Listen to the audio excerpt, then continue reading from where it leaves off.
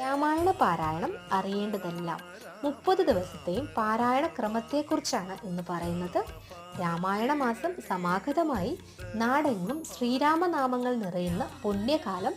മലയാളികൾ കർക്കിടകത്തെ രാമായണ മാസമായി ആചരിച്ചു തുടങ്ങിയിട്ട് കാലം ഒരുപാടായി. കർക്കിടക മാസം 1-ാം തീയതി മുതൽ മാസം മുഴുവനും പാരായണം ചെയ്ത് രാമായണ പാരായണം പൂർത്തിയാക്കണമെന്നാണ് ആചാര്യവിധി. ഇതുപ്രകാരം ഒരു മാസം കൊണ്ട് രാമായണ പാരായണം പൂർത്തിയാക്കുന്നതിനുള്ള പാരായണ ക്രമത്തെക്കുറിച്ചാണ് ഇന്ന് പറയുന്നത്. 1-ാം ദിവസം മുതൽ 30-ാം ദിവസം വരെ എന്തെല്ലാമാണ് പാരായണം ചെയ്യേണ്ടതെന്ന് കൃത്യമായും വ്യക്തമായും ഇവിടെ എഴുതി കൊടുത്തിട്ടുണ്ട്. ഇതുപ്രകാരം നിങ്ങൾ പാരായണം ചെയ്യുകയാണെങ്കിൽ ഒരു മാസം കൊണ്ട് തന്നെ രാമായണ പാരായണം പൂർത്തിയാകുന്നതാണ്. എല്ലാവർക്കും ശ്രീരാമദേവന്റെ അനുഗ്രഹത്താൽ രാമായണ പാരായണം പൂർത്തിയാക്കാൻ സാധിക്കട്ടെ എന്ന് ആശംസിക്കുന്നു. 1-ാം ദിവസം മുതൽ 30-ാം ദിവസം വരെ എന്തെല്ലാമാണ് പാരായണം ചെയ്യേണ്ടതെന്ന് ഇവിടെ എഴുതി കൊടുത്തിട്ടുണ്ട്.